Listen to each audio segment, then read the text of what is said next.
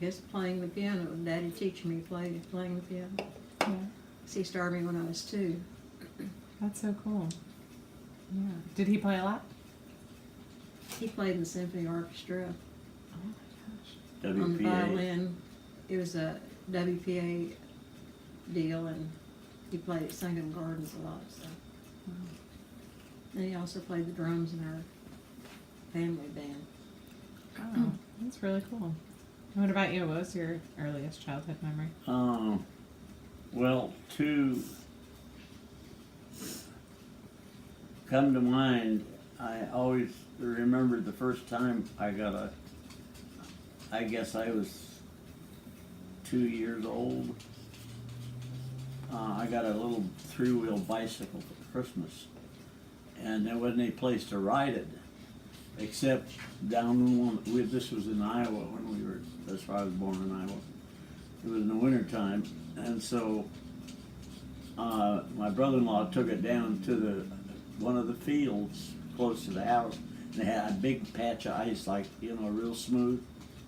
So I got to ride my bicycle in there. That's cool. Yeah, and then the second one was, I don't remember who it was, but somebody came to see my father, and he had just been pitching hay to the animals, the cows, and I was standing next to him. I was about that tall, and he shifted his weight. He had a pitchfork, and he shifted his weight and drove it right through my foot, and I still have the scar there where the pitchfork went. Oh my goodness. Boy, I'll tell you, everybody, when I went, and he looked, oh my God. That's crazy. It was weird. So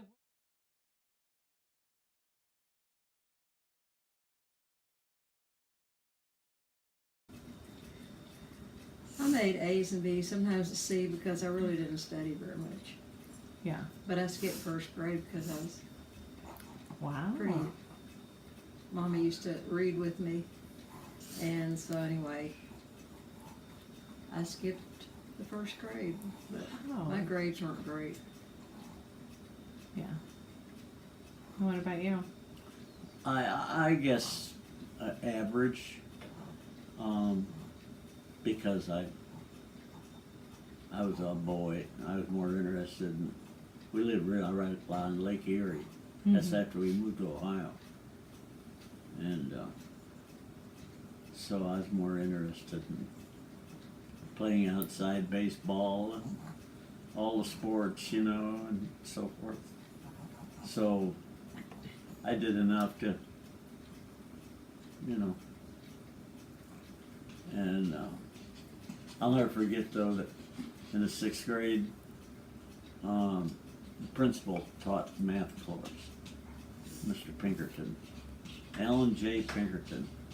He had lost his leg in the war, and he said, I'm going to throw a question at you. You probably can't answer because this is a high school question to the class. And so he threw the question out, and B tried to answer it, and everybody was all wrong. And finally, I put up my hand, and I said so and so and so and so. And he looked at me because, I was not a star pupil. He said, that's right. That's awesome. Yeah, so I thought it was sort of funny, but everybody in the class looked at me too. Did that change like how you were as a student after that, or your feelings of how good you were at math? Well, I've sort of always been good at math and spelling and English, and just like my wife, she's the same way. It's really funny that we're both strong in those areas. Yeah. She's probably pretty stronger in math, but I don't know about that. anyways, Just know how to keep the budget. but we, Yeah. those were really, they were good years. Good elementary school and so forth. Right. high school band director came down because we're in my town. In my town, not a city, it was a town. There's about 10,000 people, but we had an excellent band teacher and an excellent choir director, strong fine arts people. Right, arts too, art person was very good. And so we could, when you're in 6th grade, you could, or 5th grade, you could try out for the band. Mm-hmm. And if you made it, you could actually march with the band, you know. So there were 2 kids, Harold Nestle and then myself, that we made it, so we marched with a band when we were in our 5th grade. Wow. Yeah, in the high school band, so it was pretty neat. It's pretty impressive. I don't think I've ever heard of a program that lets you march that young. Yeah, I even got a picture of it. Oh, wow.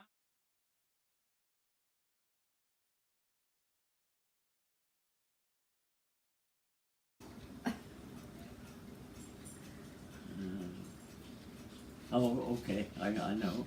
Tell us. Laura Bell Benson. What happened? Well, I was in we used to have a lot of, like I said, we had a small city, town, but we had a really good fine arts people.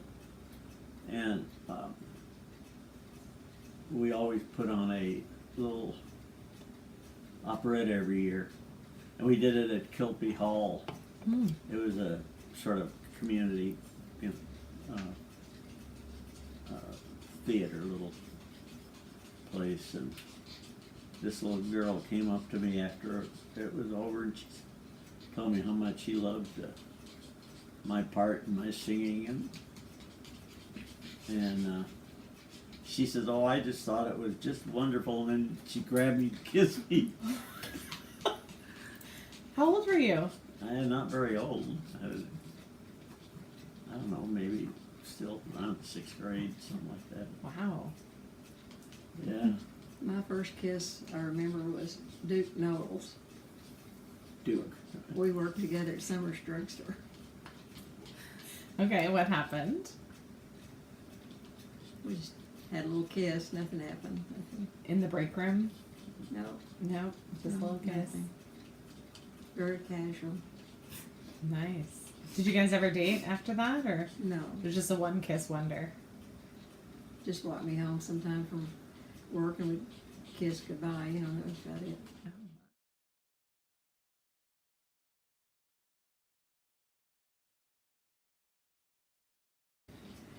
My first car was one that I bought for my brother for $50, but I don't even remember what kind it was, but it had Daddy's name, Heron B. Smith Orchestra, on the side, 818 Cincinnati Avenue. Oh, that's cool. Do you remember the color? I think it's sort of a greenish color, I think. Yeah. And what about you? Well, it was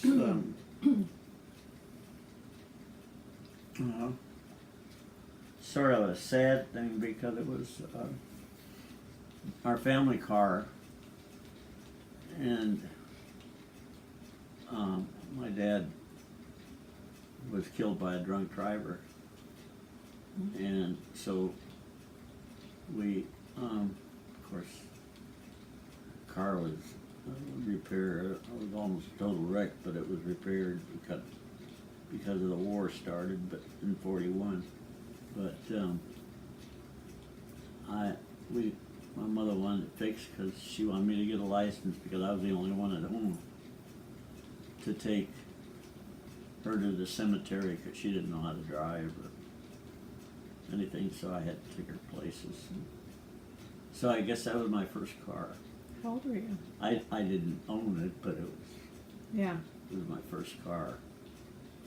It was my dad's. It was like, actually, he was sort of like well, he was like me. I guess that's where I got I always wanted things to be just right, you know. He was the same way with his cars. He kept his car, he kept it really clean and, you know, perfect condition. And how old were you when this happened? 12. I actually didn't know that. Thank you for sharing. Yeah. It's really sad. Yeah, it was you got prison time. I remember when I was on the stand, the witness stand, it was a lawsuit, you know. Went on the witness stand and his lawyer said, I said, how do you know what whiskey smells like? Because, you know, you're accused of drunk driving. He says, you're only 12 years old, what do you think? I said, well, I have a brother-in-law that's sort of like a drunk. And I know what whiskey smells like. I said, but I never smell on my dad because my dad doesn't drink. Yeah. So were you in the car? Well, I was in the back seat. Oh. Yeah, I got a scab right over. I mean, a thing. I was lucky because my mother was. We weren't. My youngest sister, Mick. She was the youngest girl in the family. She's not. I'm the youngest in the family, but my mother had given her a bunch of canned stuff, you know, and so that was in the back seat, and I was lucky because I hit a lot of those bottles and they broke, and I just got that cut above. I don't know. I was sleeping, I guess, when it happened. I'm laying in the seat. And he just came across the highway and smacked right straight into us. My dad had gotten out to wipe off the headlights and the head because it had been raining and so forth. But that was my first car. Oh.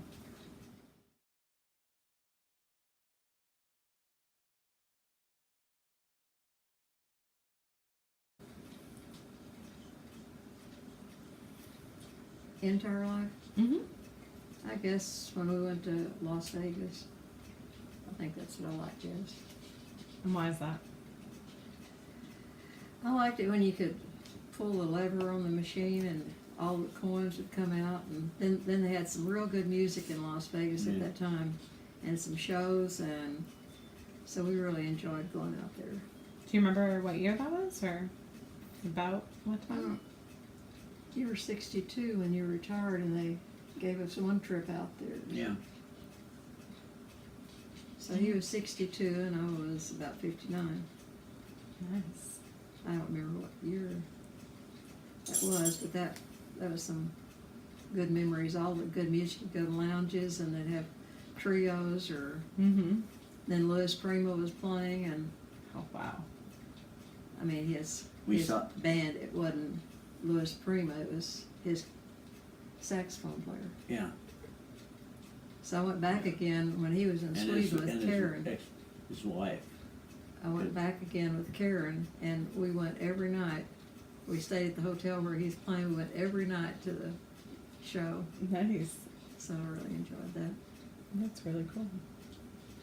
And what about you? Well, when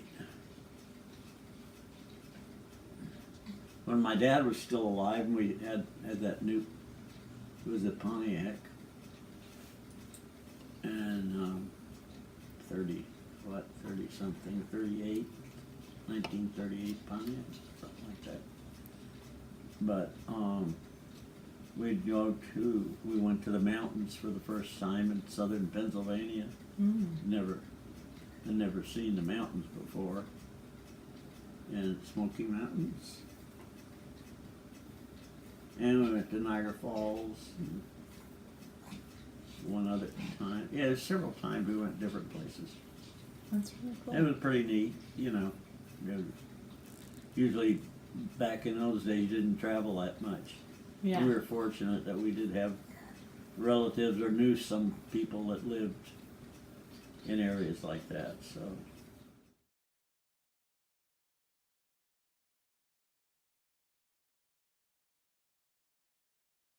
Playing at a apartment house with Harry Hooker. I had been playing with Harry Hooker, and hired Johnny one night and we met, and that's where we first met.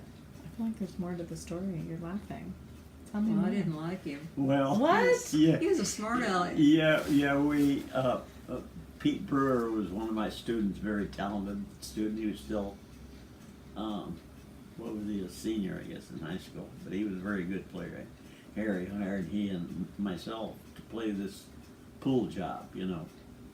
So, but let me preface that with, I knew who she was before. We were at a union meeting, a musicians union meeting, and this gal in the blonde hair stood up, and boy, she was railing against all the iniquities that was going on, the people booking jobs that shouldn't, they didn't have the license, or this one guy, a booker, moved into the union office, and that, you know, that they gave him the jobs and he handed them out, you know. Well, he'd give the president some of the money. Yeah. Kickback. And she really let him have it. And Dick Cranford, who was the band director at Alamo Heights, I said, who's that? He's, oh, that's Blanche Amon. I said, oh, I've heard about her, never met her, you know. I said, boy, she really giving them H-E-double-L, you know. And so she stuck with me, and then so we got that job. And the reason why she said she didn't like him, Pete and I were kidding her because she liked to play in the key of, that put us in the key of A. Well, it was key of G for me. Yeah, it was a key of 1 sharp, but it put us in 3 sharps. You know, all tunes, regular standard, because her voice, you know, that was low. And so we were kidding her about playing cowboy keys. And it just happened at that time. She didn't care for Western music, country music. So Frank Bader was playing drums. yeah. Oh, really? Oh, wow. You had Yeah. the whole team together that Yeah. night. Yeah. So anyway, she took a dislike to both Pete and I because we were kidding her. You know, she didn't take kidding very. She thought we were, I guess, making fun of her, but we weren't. It was just, you know, we just said Because he cowboy. was. Here comes another cowboy key. I was pretty quick on the trigger at that time. Mm. Yeah. You've slowed down a little now. Yeah, right. Just a little. Just a little. Yeah. Learned to keep my mouth shut. Yeah. Well, you know. And then what happened after that? Well, that was in May, and then in December he kept saying he was going to kiss me on Well, New yeah, Year's. and Harry Hooker, the band leader, he booked, you know, several. played several jobs, Yeah. and she was playing on the jobs too. So we got to know each other better, and we just started talking, and, you know, and And then he tried to kiss you. I just He said on New Year's Kid her, Eve, I I'm said- going to kiss you, and so at midnight we played the Lang Syne. We were in the ballroom and started behind one of those pillars or something. yeah. And he gave me a little tiny kiss, so that wasn't a very good kiss, and that was it though for that night. That was just the beginning. How old were y'all? I was 33 and you were 37 at that time. Yeah. Or you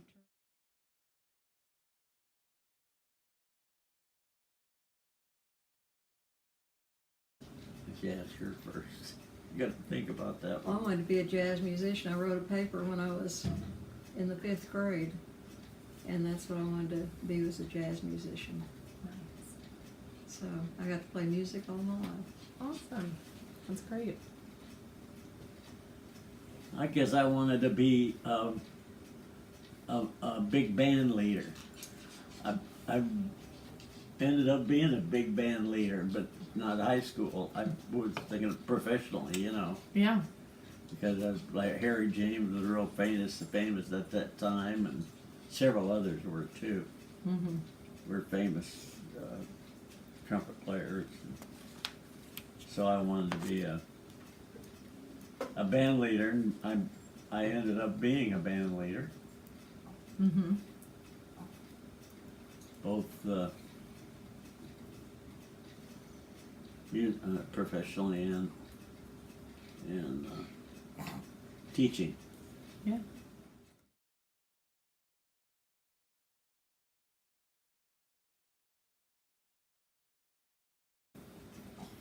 Well, the first thing I was in pretty bad trouble is when I got the $50 car. I really didn't know how to drive, but I said I did, and nobody confronted me, you know. So I picked up my girlfriend Yvonne Cooper, and we went for a little drive. And we didn't get but about 2 or 3 miles from the house at Hildebrandt West Avenue, and I hit a car on the side, and we just backed up and drove. A hit and run? Had Heron B. Smith all over the car, Pershing 22572, and we went down the street and got an ice cream and sat there for a while. Went home and got home. I said, "What'd you do?" You know, because they'd already called. So that was Wow. a little bit of trouble. Yeah, that was. Anything else that you care to share? That was pretty bad. Yeah, hit and run. Oh my goodness. Well, I can't remember. That's okay. That's pretty impressive. What about you? Did you have any felonies? Yeah, well, yeah, not, no, not, I didn't have any fellas, but, I did, I started hanging out with this, I guess I was my dad was still alive. So I started hanging out with this kid, so I was probably around 11 or 12, and, he had a sort of a bad reputation, but his parents owned a market, a grocery market, and his name was Junior Zezo. It was called Zezo's Market. Zezo's Market. And anyway, we used to, you know, he came over to the house and we used to play and so forth. And finally, he says, your folks have any money? And I said, I don't know. And he said, well, you should. I'm sure you've seen your dad. I said, well, yeah, he's got a desk up in their bedroom. I guess he's got probably something in there. I saw him put money in there. So anyway, he talked me into it, and I stole a $20, and this was in 41. $20. $20. That's like $1,000. I know it. I took $20 out of that, and of course, we started spending that money, the different stores and stuff, and you know, a lot of people knew me. Where'd you get the money? We worked in it, so we worked hard for it and stuff. And then I don't know how it happened, but my mother found out about it. Somebody told her that. It's probably the delivery of 17 bags of toys that you had sent back to the Yeah. house for $20. Yeah, so anyway, that was the first and only whipping my dad ever gave me. He was strict, but he never hit me. Yeah. Except that time he really gave me a whipping with his razor strap in my butt. And I remembered that, Oh yeah. you know. So at least there wasn't, like you said, it wasn't a felony. I know, right? It's just a misdemeanor. It was taken care of. It was taken care of by the family, so Hey, it's nothing if you don't get caught, right, You're Nene? right. Yeah. That's right. yeah.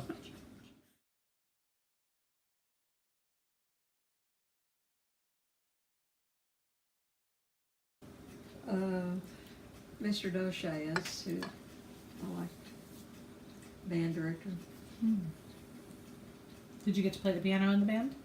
No, I played saxophone in the band. She played all she knows all the different instruments. She played all of them. Well, Daddy taught us the trombone slide, you know, the different positions. He taught us some on the bass fiddle. He had all these instruments, Hawaiian guitar. I knew the fingering on the trumpet. I played the clarinet a tiny bit, not much, but I knew the fingering on it. So anyway, he managed to teach us something about, but saxophone is what I played when I was growing up. And why do you I think played, that? I played piano too. But Yeah. Why do you think that teacher spoke to you so much? What was it about him? what did I like about him? Mm-hmm. Well, he liked me and I liked him. You know, I just had a good relationship with him. Yeah. Of course, he'd get me out of classes too. Have to go to the band hall. Now, what about you? Well, and of course my band director, Carlo Mackey, I had two band directors. One that Howard Party, he subbed for Carlo Mackey while Mackey was in the service during the Second World War. And Mackey was, and both of them were excellent teachers, Mackey especially. And he was a real big fellow. Very, very strict, but he was an excellent teacher. We always won every award, you know, with our little high school band from the Northeast Ohio. And choir director, Helen Dickey, we always were over at her house singing. You know, she was really a neat lady. And there was some others in elementary school too that were Helen King. She taught she taught all the subjects, and she also taught the music. So I liked her. Fortunate I thought I had good teachers. Listening to you guys talk about this, what struck me the most was that there are so many people out there who you are their favorite, most impactful teacher. How does that make you feel? Well, it sort of makes you feel, I have more problem trying to think of the words that I really want to use, you know. But it,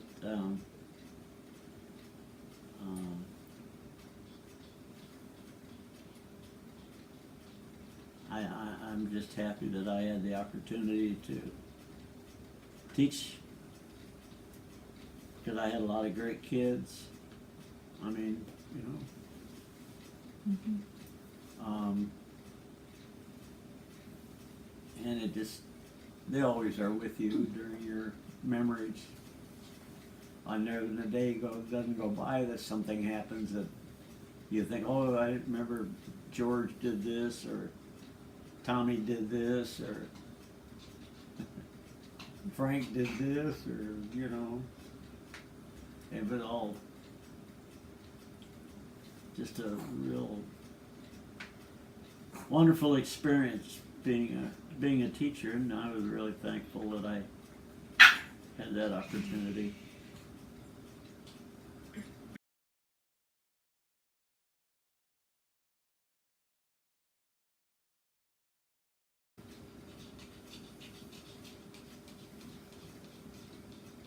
Ladies first. No, I can't think what to say. You can. You're always giving me advice, so you should. Always love all your children.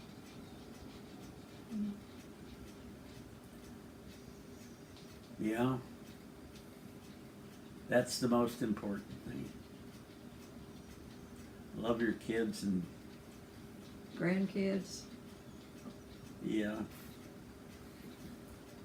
And try to teach them how to be kind and how to appreciate, Jazz. well, how to appreciate what they have and not be to the point where they're always, well, you know, they're not satisfied. I mean, it's, so many people have nothing, and that's what bothers me the most. That we live in a society that, in this country, we're supposed to be a democracy, and we're supposed to have feelings for our fellow men, but we just have feelings, unfortunately. Many people have the feelings for themselves that they just want to accrue as much as they can, and the heck with everybody else. And that's why, one thing about Sweden, that it's not that way. They pay high taxes, but everybody has health care. Never saw when I was over there, I never saw any slums or anything, you know. It just was, and all of Scandinavian countries are that way. Yeah. They believe in taking care of their. And lastly, I always tell everybody, the kids, education, education, education. I agree. If you want to get ahead 99% of the time, you must have a good education.